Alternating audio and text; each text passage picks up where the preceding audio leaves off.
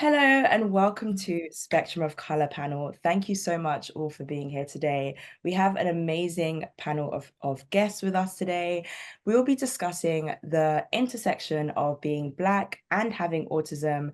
My name is Akuya Daniela. I run Town of Tawiah. I'm a social commentator on YouTube and on Instagram. And you can find my in my username here. I'll hand it over to you, Nathan. Thank you. Hello, everyone. Welcome to Spectrum of Color. It's our first episode. So I'm going to introduce myself. My name's Nathan. I am a content creator on Instagram who talks about being autistic, being bisexual, sober, all the good things. And I'll hand it off to you. I'll have these lovely guests introduce themselves in just a moment. But today you should stick around because we'll be discussing and exploring what it's like to actually live with autism as a Black person. And we'll be touching on career, we'll be touching on our educational experiences, families, socializing, friends.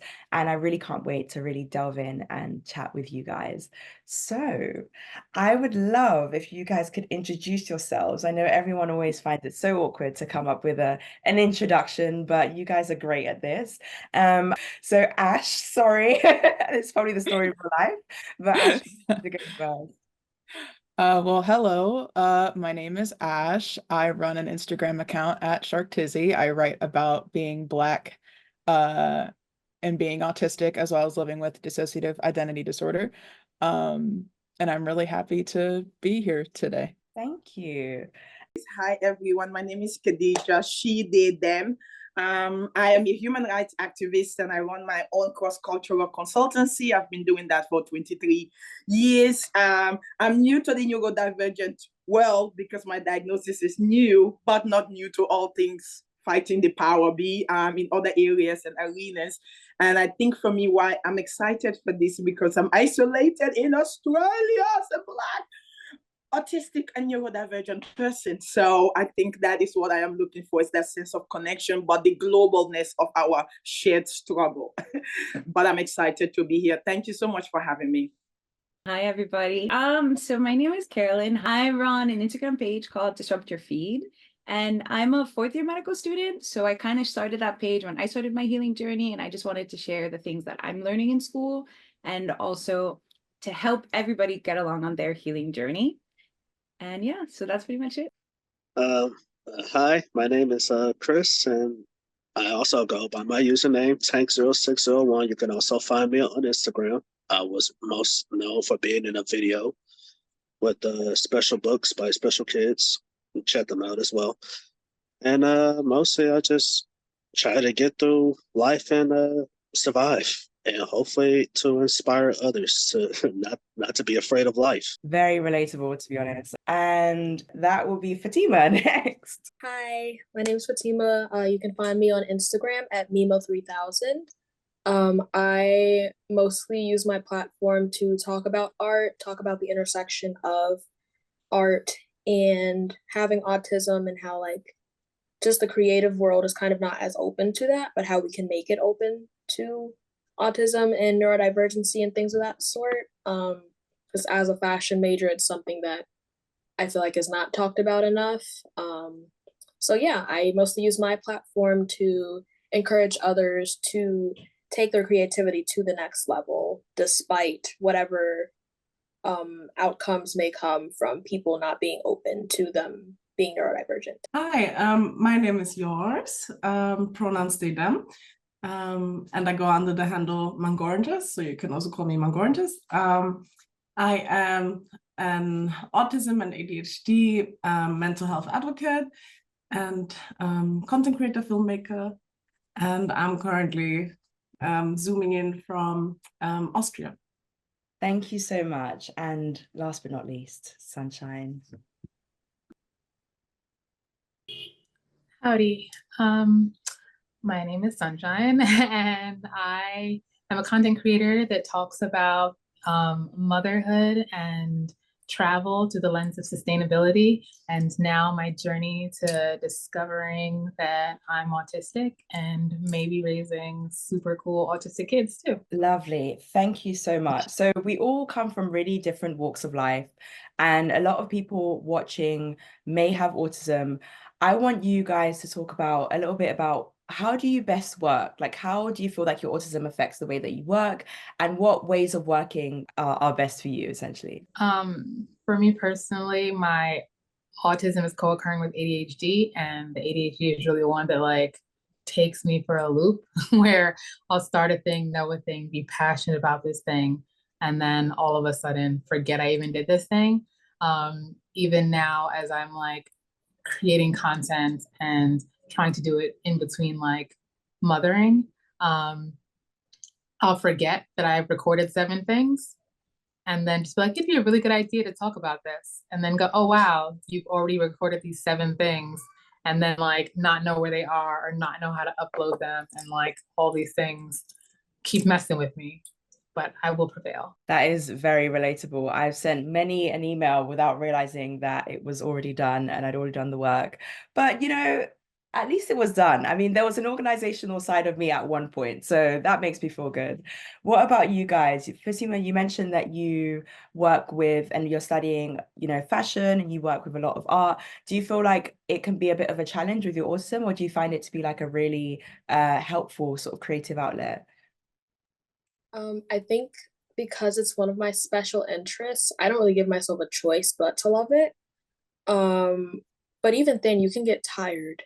You can get really tired of doing something that you love, especially when it's like assigned work. So the best way that I work, especially when it comes to creating, even if it's like doing an assignment for something that's not fashion related, is to have scheduled unscheduling is what I call it. So like a time where I'm just not following the schedule, a time where I'm just like, okay, this is what I want to do in this moment for this assignment, even though I was doing something else. This is how much time I've allotted to complete a certain amount of tasks. If I don't get them done within this time, that's fine, but I have to get back to the original task that I was doing to kind of give myself a break so I don't get like overloaded and there's not like a whole lot of like sensory issues and things of that sort. Working in an industry where overload is very common, where burnout is very common, especially like because I have autism, like it's very important that I schedule out times to have autism. I don't know if anybody else can relate to that, but like it's very important to schedule out times where you just are not masking, regardless of whether or not you're in public. Times where you're enjoying what you're doing because you're doing it the way that you best see fit. So that's the way that I work best. And I found that especially in academic settings, it's been getting easier for people to accept that. Okay, I'll go first. For me, my autism affects how I work in so many ways. Because being autistic and finally, as I'm also late diagnosed, finally understanding that I just have to take a lot of care of my energy levels in order to then be regulated enough to even function. It really affects my day-to-day life, and even it starts from getting up and even before getting to the point of working, that my routine is very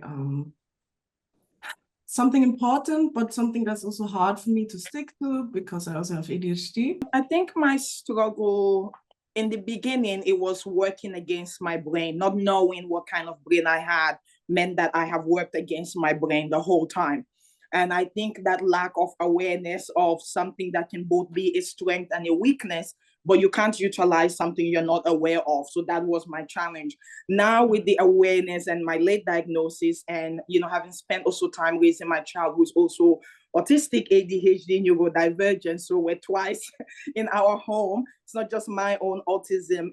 It's also my child's autism as I try to work as a sole trader and I work from home as well.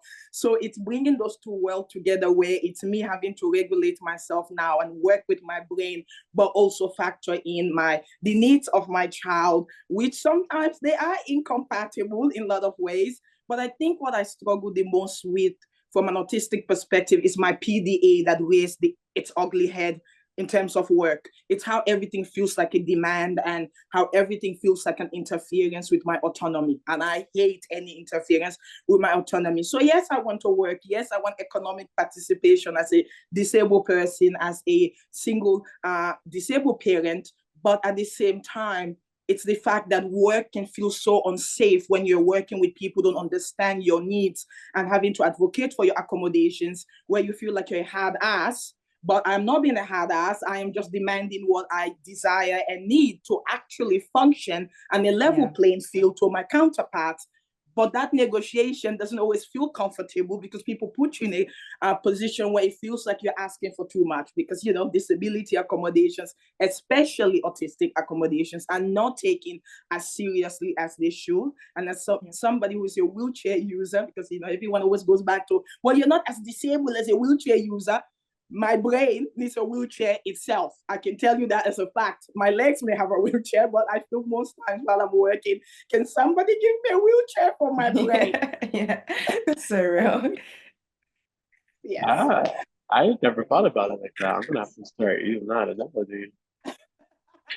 I think you have to be a wheelchair user to say that. I think only wheelchair users. Oh, we can't say that, Nick. We can't say that. Yeah, don't say that. Other wheelchair users do not use that example. They will come for you, brother. They will come for you. Okay, no worries. And as much as I go with she, they, cis is completely fine in a Black context because it's Black love language. I am cis all day long. Yeah. Not for the white people. Not for the white people. Yeah. Then it's a microaggression and do not call me cis. I'm not a cis. I don't know who that is they're talking about. No, not that. Yeah. Right. I was gonna say, like, I know in like earlier talks we were talking about like working 9-to-5 jobs, and it's just struggle for us because, you know, of our brains. I can't do that.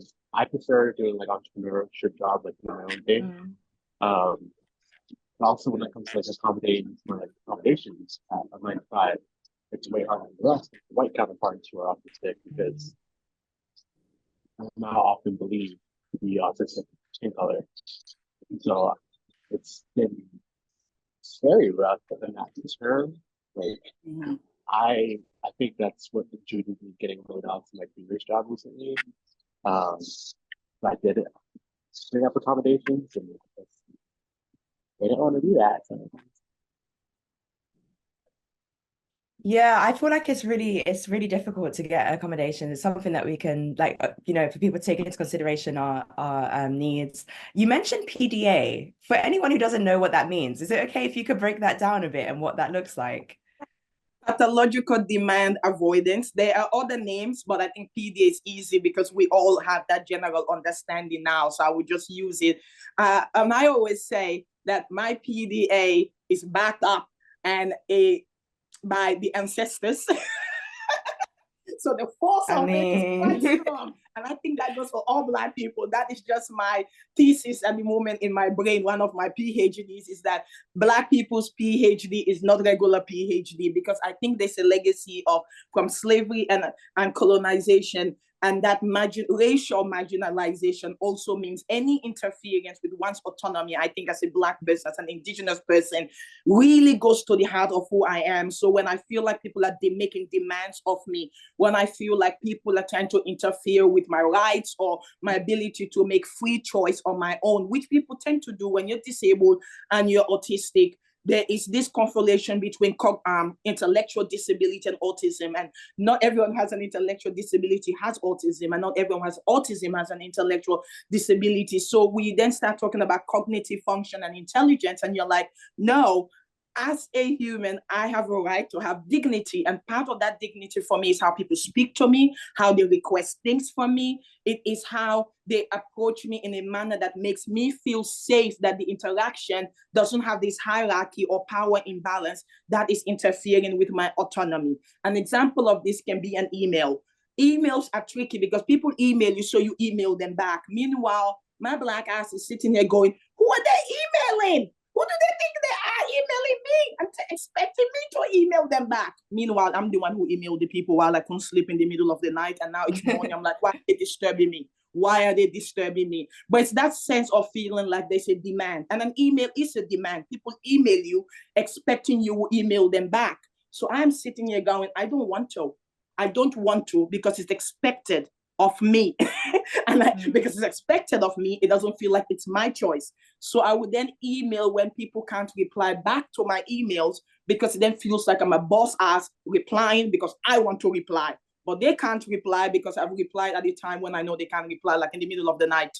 And then come morning, I ignore all the emails again. It's just that sense of demand and that sense of interference with one's autonomy. And that does look different for each one of us, depending on our background and many other factors. But I know for me, I just need to always feel like I have choices. And I know it's the same for my child. I can apply that in a parental role. It's giving 2 choices of socks in the morning, 2 choices of underwear. It's choices so that my child feels empowered that this is their choice. This is what they want for themselves. It's funny, they're 9 and they feel that way. I'm like, well, I'm 36, goddamn. I want to respect too, and I want options as well. So there's almost this teaching reparenting of myself that's happening while I parent my child with my late autistic unmasking. But I think in this world of PDA, and we hear a lot about white people's PDA, I am more interested in how Black people's PDA really shows up in a world of white supremacy and in a world of racism, how then our backs against the wall,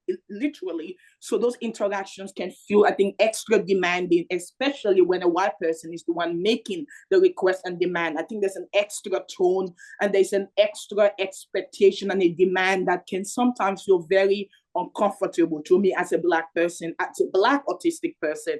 But I am also reminiscent that my experience of PDA is only my experience of PDA.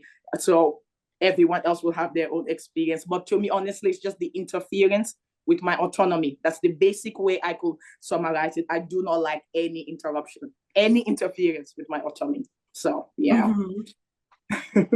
Yeah, I think for me, it's also in terms of PDA, or also assistant drive or demand for autonomy, how some others also call it, is the concept of working 9 to 5. And for me, at this point, even a part-time employed job that is not self-employed or like a one-time gig thing when I work as a freelancer and film this project or something, the demand of having to function at this day, from this time to this time, Monday to Friday, no negotiation, like you have to function no matter how you feel, how you're doing, no matter what is happening with me, no matter if I had a meltdown before, and if it takes for me 1.5 hours to stop even crying, and like come back to like a grounded kind of state.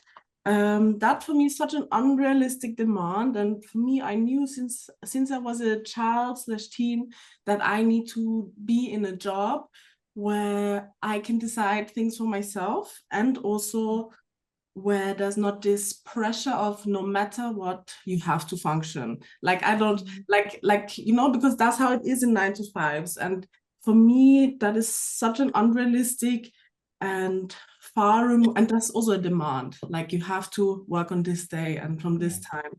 So for me at this point, I'm also currently on, I guess in other countries you would call it on disability, because I cannot function in certain ways that most people can, and gives them even comfort to exist in that structure. But for me, currently, that is so impossible, because it always comes to points of mental breakdowns, and like that is then really even more disabling and can lead to crisis where then I end up in hospital and stuff.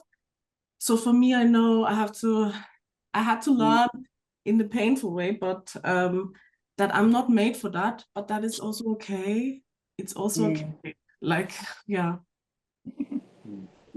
I definitely agree. I feel like I agree. I think it's almost, there's a part of me that's grateful for coming to that recognition, because now I know the entrepreneurial route is what's for me. It's what works best for me. And I don't think I would have discovered that if I hadn't had those difficult times in those offices. As much as I'm like, oh, I wish I didn't have to go through that. No one should have to experience that. There is also a part of me that's like, okay, I went through that and now I know that's not for me, you know?